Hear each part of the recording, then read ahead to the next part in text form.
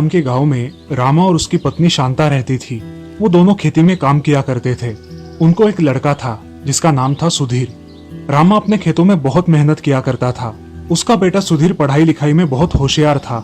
रामा अपने बेटे को खूब पढ़ने के लिए कहता और उसकी पढ़ाई के लिए जो भी पैसे लगे वो जैसे तैसे करके जमा कर ही लेता। बहुत दिन बीत जाते हैं। एक दिन खेत से लौटते समय रामा को दिल का दौरा पड़ जाता है और उसकी वही मौत हो जाती है। रामा की ऐसी मौत देख के सारे गांव वाले बहुत दुखी हो जाते हैं। उसकी पत्नी शांता के पास अब कमाने का कोई साधन नहीं रहता और उसके बेटे के कुछ दिनों बाद खाने के भी लाले पड़ने लगते हैं। माँ, पिताजी जाने के बाद हमारे खाने के लाले पड़े हैं। हमें कुछ करना चाहिए। हम क्या कर सकते हैं बेटा, मुझे तो कुछ भी नहीं आता। अरे माँ, तुम डोसा कितना अच्छा बना देती हो, क्यों ना तुम डोसा बनाकर बेचो। इस काम में मैं तुम्हारी मदद करूंगा। मगर हमारा डोसा लोग खाएंगे क्या? माँ, कुछ ना कुछ काम तो करना ही पड़ेगा। तुम्हें जो आता है वही क्यों नहीं, लोग आएंगे भी और डोसा खाएंगे भी। शांता अपने बेटे की बात मान लेती है और अगले दिन से ही डोसा बनाने का काम शुरू कर देती है। एक पेड़ के नीचे बैठकर वो एक चूल्हे पर डोसा बनाना शुरू करती है और बेटा सुधीर वो डोसा लोगों तक पहुंचाता है। लोगों को शांता का डोसा बहुत पसंद आने लगा। धीरे धीरे उसके दुकान पर भीड़ बढ़ने लगी। अब शांता को भी खुद पर विश्वास होने लगा और उसने जल्द ही अपना खुद का एक ठेला खरीद लिया। वो अब उस ठेले पर अपना डोसा बेचने लगी। उसके ग्राहक उसकी बहुत प्रशंसा करने लगे। अरे भाभी, आपका डोसा तो बहुत ही अच्छा है। आपके डोसे के दाम भी कम है और टेस्ट भी लाजवाब है। धन्यवाद भाई साहब। ऐसा बोल के सारंग वहाँ से चला जाता है। अब हमारे ग्राहक बढ़ रहे हैं और बारिश के मौसम में यहाँ डोसा बेचना बहुत मुश्किल है। क्यों ना हम जमा किए हुए पैसों से एक दुकान खरीद ले और दुकान में डोसा बेचे। हाँ बेटा, तुम ठीक बोल रहे हो। दुकान हो जाएगा तो हमें डोसा बेचने में आसानी हो जाएगी और हमारे ग्राहकों को सुकून से डोसा खाने के लिए जगह भी मिल जाएगी। अब शांता गांव में एक दुकान खरीद लेती है और वहाँ से अपने डोसे का काम शुरू करती है। शांता के डोसे अब खूब बिकने लगे। एक दिन उसकी दुकान पर उसकी पड़ोसन रमैया आती है। अरे शांता, पति के जाने के बाद तुमने घर को तो बहुत अच्छे से संभाल लिया है, मगर अपने बेटे की पढ़ाई का क्या? अरे आंटी, आप चिंता मत कीजिए। मेरे पड़ोस का शिवा है ना, वो मुझे सब अभ्यास बता देता है। मैं खुद से घर पर बैठकर पढ़ाई करता हूँ और माँ की मदद भी हो जाती है। शांता घर जाकर सोचने लगती है, मैंने घर के चक्कर में अपने बच्चे का जीवन दांव पे तो नहीं लगा दिया ना? अब मुझे उसके लिए कुछ करना होगा। कुछ दिनों बाद सुधीर की 12वीं की परीक्षा होती है। सुधीर 12वीं की परीक्षा में अव्वल आता है। आगे की पढ़ाई के लिए उसे शहर जाना पड़ेगा। अरे सुधीर, तुझे तो अच्छे मार्क्स मिले हैं। तुम इंजीनियरिंग की पढ़ाई करने अब शहर जाओ। माँ, मैं तुम्हें छोड़कर कहीं नहीं जाऊंगा। और रही बात पढ़ाई की, तो मैं घर पर ही पढ़ लूंगा, अब तक जैसे किया है। नहीं बेटा, आज तक तुमने बहुत कष्ट किए हैं। अब मैं चाहती हूँ कि तुम तुम्हारी पढ़ाई पर ध्यान दो और अपने पिताजी का सपना पूरा करो। माँ, मैं तुम्हारी और पिताजी की इच्छा पूरी करूंगा। मैं मन लगाकर पढ़ाई करूंगा। बेटा, तुम यहाँ की कोई चिंता मत करो, मैं यहाँ सब संभाल लूंगी। सुधीर पढ़ाई करने शहर चला जाता है और इधर शांता भी अपनी दुकान में अच्छी तरह से काम करने लगती है। हाथ बटाने के लिए वो अपने साथ 2 औरतें भी रख लेती है। उसका धंधा बहुत अच्छा चल रहा था और वहाँ सुधीर भी अच्छी तरह से पढ़ाई करके एक इंजीनियर बन गया था। कुछ सालों बाद वो गाँव आया और अपनी माँ की फिर से मदद करने लगा। बेटा, तुम इतना पढ़े हो तो तुम किसी अच्छे कंपनी में जॉब क्यों नहीं कर लेते? इससे तुम्हें अच्छी तनख्वाह भी मिल जाएगी। नहीं माँ, पिताजी जाने के बाद तुमने मेरा बहुत ख्याल रखा और अब मुझे शहर जाने कह रही हो। मैं यही रहूंगा और तुम्हारा काम में हाथ बटाऊंगा। सुधीर घर रहकर अपने माँ की मदद कर देता है और अपनी पढ़ाई से अपने धंधे में कुछ बदलाव लाता है। अब सुधीर अपने डोसे के धंधे को ऑनलाइन कर देता है और सारे गांव में अपने ऑनलाइन डिलीवरी के पर्चे छपवा देता है। लोग उस पर्चे पे दिए हुए नंबर पर कॉल करके ऑनलाइन ऑर्डर देते हैं। अब शांता के लिए और कुछ काम वाली औरतें आती है और कुछ डिलीवरी बॉय भी काम करने लगते हैं। अब डोसे की डिलीवरी लोगों के घर पर होने लगी और कस्टमर्स बहुत खुश हो गए।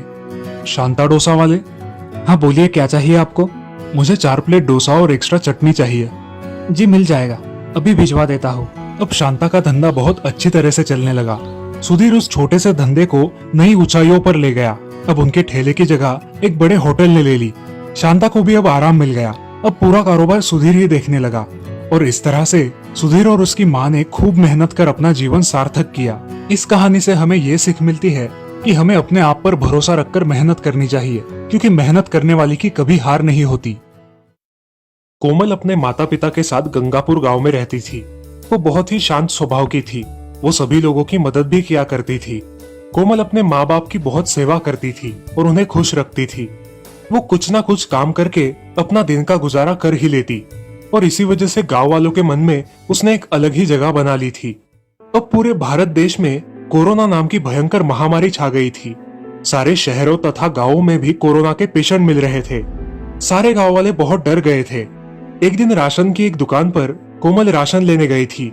उसने देखा कि बहुत सारे लोग एक दूसरे से दूर खड़े हैं, मगर उनके चेहरे पर मास्क नहीं था। ये देखकर वो सोच में पड़ गई। इन लोगों के पास पहनने के लिए मास्क भी नहीं है क्या? सभी लोगों के काम भी अब बंद हो गए थे और सब लोग अपने अपने घर में ही थे।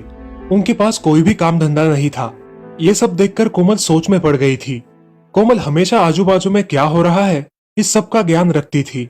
अगली सुबह जल्दी उठकर कोमल अपनी माँ की सिलाई की मशीन पर कॉटन के कपड़े से कुछ बनाने लगती है। अरे बेटा, सुबह सुबह क्या कर रही हो?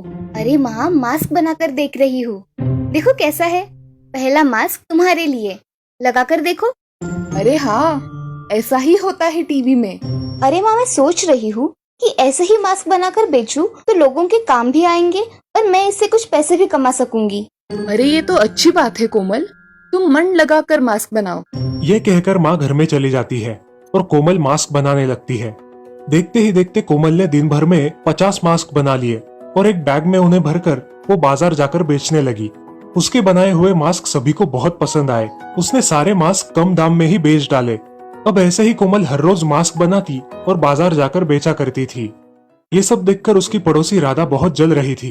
अब वो भी मास्क बनाने लगी, लेकिन उसके मास्क कोई नहीं खरीदता था क्योंकि वो बहुत महंगे थे।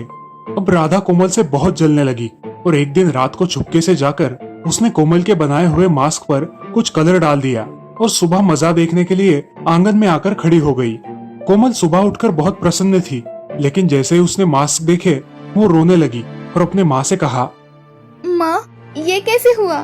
मेरे पूरे मास्क खराब हो गए।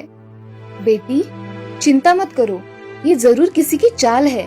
तुम और मास्क बनाओ और बाजार जाके बेच आओ। कोमल अपना रोना बंद करके मास्क बनाने बैठ जाती है।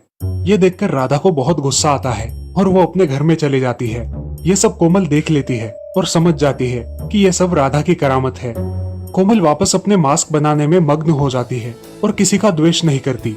कोमल का यही स्वभाव उसे तरक्की की तरफ ले जाता है। अब वो बहुत सारे मास्क बनाकर बेचने लगी। उसके पास मास्क के ऑर्डर्स अब शहरों में से आने लगे। उसने अपने साथ 5 औरतों को लेकर अपना छोटा सा व्यापार शुरू कर दिया और शहरों से बड़े बड़े ऑर्डर लेने लगी। अब लोग कोमल को बड़ी इज्जत देने लगे और वो गांव में मास्क वाली कोमल के नाम से जानने लगी थी। इस कहानी से हमें ये सीख मिलती है कि अपनी कोशिश कभी नहीं छोड़नी चाहिए। मेहनत का फल मीठा ही होता है। कानपुर नाम के शहर में बिकरू गांव में एक गुंडा रहता था। उसका नाम था विकास दुबे। उस पर 60 पुलिस केस दर्ज थे। उसी शहर के पुलिस स्टेशन में विनय सिंह नाम के एक पुलिस इंस्पेक्टर थे जो बहुत ही होनहार और ईमानदार थे। उनके घर में उनकी पत्नी और उनकी छोटी बेटी जया थी। पापा, आप थाने चले जाते हैं और माँ मुझे कोरोना की वजह से बाहर भी नहीं निकलने देती और घर में रह के हरी सब्जियाँ खाने को देती है। अब बताओ ना पापा मम्मी को। अरे बेटा, हरी सब्जियां खाना सेहत के लिए अच्छा होता है और तुम्हें मेरी तरह देश की सेवा करनी है तो अच्छा खाना पड़ेगा। ठीक है पापा। अगले दिन विनय सिंह अपने ऑफिस में जाते हैं। वहां जाते ही उन्हें ऊपर से एक अर्जेंट ऑर्डर आती है। सब पुलिस वाले अपने अपने काम में लग जाते हैं। उस चौबेपुर थाने में जो भी हालचाल होती उस पर विकास दुबे की नजर थी। उसे घर बैठकर सारी खबरें मिल जाती थी। उस थाने के डीएसपी थे देवेंद्र मिश्रा जी। ऑफिसर, हमें विकास दुबे के घर जाकर उसे गिरफ्तार करना है। यस सर, हमारी तैयारी हो गई है। आप बताइए कब निकलना है। उसी पुलिस स्टेशन में विकास दुबे का एक खबरी रहता था। वो विकास को फोन कर देता है। हेलो विकास दुबे जी, आज आपके लिए मेरे पास एक खबर है। कौन सी खबर लाए हो आज? विकास जी, आज आपके घर पर पुलिस आपको पकड़ने आने वाली है। आप सतर्क रहिए। अच्छा हुआ तुमने बताया। बाकी तुम्हें कुछ कमी तो नहीं है ना? नहीं नहीं, कुछ कमी नहीं, सब आपकी कृपा है। अब मैं फोन रखता हूँ। ठीक है। अब विकास दुबे अपने साथियों को एक जगह बुला लेता है और साथियों, हमारे घर पर हमला होने वाला है। इसलिए हम सबको तैयार रहना है, पुलिस का डटकर सामना करना है। जी विकास जी, आप चिंता ना करें, हम सब बंदोबस्त कर देते हैं। चलो, हम छत पर खड़े रहकर निशाना लगाएंगे। दुबे के कुछ साथी बाहर जाकर रास्ते पर जेसीबी लगा देते हैं ताकि पुलिस की फौज अंदर ना आ सके, और बाकी के साथी छत पर जाकर तैयार खड़े रहते हैं। सब लोग पुलिस का इंतजार करने लगते हैं। कुछ देर बाद पुलिस विकास के घर के पास आती है, लेकिन रास्ता जेसीबी से बंद देखकर दूसरे रास्ते से जाने के बारे में सोचते हैं। चलो, उस रास्ते से जाते हैं। सर, कोई धोखा तो नहीं हो रहा है ना हमारे साथ? उस विकास दुबे को पकड़ना है तो हमें मरने से नहीं डरना चाहिए। चलो, हम उनका डटकर सामना करेंगे। जी सर, चलिए। अब सारी पुलिस फोर्स दूसरे रास्ते से विकास दुबे के घर पहुंचती है। वहां पहुंचते ही उनकी जीप पर ऊपर से गोलियों की फायरिंग शुरू हो जाती है। उस फायरिंग में 8 पुलिस कर्मचारी और डीएसपी मिश्रा शहीद हो जाते हैं। उस जगह सन्नाटा छा जाता है। अब पुलिस की दूसरी फोर्स रास्ते पर तैनात रहती है, लेकिन रास्ते में जेसीबी होने के कारण वो घर तक पहुंच नहीं पाते। घर तक जाने में देर होने के कारण लगभग 7 पुलिस कर्मचारी बहुत बुरी तरह से घायल हो जाते हैं। जख्मी पुलिस वालों को अस्पताल में भर्ती किया जाता है। शातिर विकास दुबे वहां से एक साइकिल लेकर भाग जाता है। अब सारे देशवासियों के मन में क्रोध की भावना उमड़ पड़ती है। सब लोग चाहते हैं कि विकास दुबे को कड़ी से कड़ी सजा मिल जाए। पुलिस अपनी कार्यवाही बड़ी सख्त कर देती है और सब जगह अपना बंदोबस्त कर देती है। कानपुर की पुलिस मध्य प्रदेश की पुलिस को भी इत्तला कर देती है और सारे पुलिस स्टेशनों में उसकी फोटो सेंड कर देते हैं। जगह जगह पर पुलिस तैनात हो जाती है और लोगों में भी जागरूकता फैलाई जाती है। पुलिस प्रशासन विकास दुबे को पकड़ने वाले को 5 लाख रुपए का इनाम रखती है। पूरे भारत में ये खबर हवा की तरह फैल जाती है। पुलिस अफसरों की नई टीम विनय सिंह और डीएसपी मिश्रा के घर वालों को तथा शहीद हुए सारे पुलिस कर्मचारियों के परिवार को आश्वासन देती है। विकास दुबे को जल्द से जल्द पकड़ लिया जाएगा। हम हमारी तरफ से पूरी कोशिश कर रहे हैं, आप चिंता ना करें। अंकल, मैं बड़ी होकर अपने पापा की तरह बनूंगी और विकास दुबे जैसे लोगों को कड़ी से कड़ी सजा दूंगी। हाँ बेटी, तुम बेशक पुलिस अफसर बनोगी। सारे लोग वीर शहीद पुलिस वालों को श्रद्धांजलि देते हैं। इधर विकास इस गांव से उस गांव में जाते ही रहता है। वो किसी राह चलते बाइक सवार की मदद लेकर दिल्ली जाने के लिए निकलता है। उसके करीबी रिश्तेदार उसकी मदद कर रहे थे। उनकी मदद से वो दिल्ली पहुंच गया, मगर वहां जाते ही उसे पुलिस तैनात दिखाई दी और वो उसी रास्ते से फरीदाबाद वाले रास्ते पर निकल पड़ा। फरीदाबाद जाकर उसने एटीएम से कुछ पैसे निकाले। उन पैसों से उसने मोबाइल और कुछ जरूरत की चीजें खरीदी। साथ में एक अखबार भी खरीद लिया। अखबार से उसे पता चला कि उसके रिश्तेदारों को पुलिस ने मार दिया है। अब वो बहुत डर गया। लगता है ये लोग मेरा भी इनकाउंटर कर देंगे। मुझे यहाँ से निकलकर मध्य प्रदेश जाना चाहिए, पुलिस मुझे वहां नहीं ढूंढ पाएगी। अब विकास गुप्त रास्तों से मध्य प्रदेश चला जाता है। वहां जाकर उसे पता चलता है कि वहां भी पुलिसों का सख्त पहरा है। अगर मैं उज्जैन के महाकालेश्वर मंदिर में जाकर छुप जाऊं तो मुझ पर कोई शक नहीं करेगा। यूपी पुलिस अब एमपी पुलिस को इत्तला कर देती है और एमपी पुलिस भी अब बहुत सतर्कता से काम करने लगती है। एक दिन मंदिर में पूजा होने के बाद प्रसाद लेने के लिए लोग लाइन में खड़े होते हैं। उसी लाइन में विकास दुबे भी होता है। तभी मंदिर के एक सुरक्षा कर्मी की नजर विकास दुबे पर पड़ती है और वो उसे पहचान लेता है। वो तुरंत पुलिस को फोन करता है। आखिर पुलिस वहां आकर विकास दुबे को पकड़ लेती है। एमपी पुलिस विकास दुबे को उत्तर प्रदेश की पुलिस को सौंपने जा रही थी और रास्ते में जाते जाते उनकी गाड़ी का एक्सीडेंट हो गया। एक्सीडेंट में कुछ पुलिस कर्मचारी घायल हो गए और उस मौके का फायदा उठाकर विकास दुबे भागने लगा और पुलिस ने उसे गोली मारकर उसका एनकाउंटर कर दिया। सारे देशवासियों को यह खबर सुनकर खुशी हो गई और एक तरफ गम भी था कि हमारे देश के होनहार सेवक बेवजह मारे गए थे, मगर आज उन शहीद पुलिस वालों को सच में श्रद्धांजलि मिली थी। एक बुरहान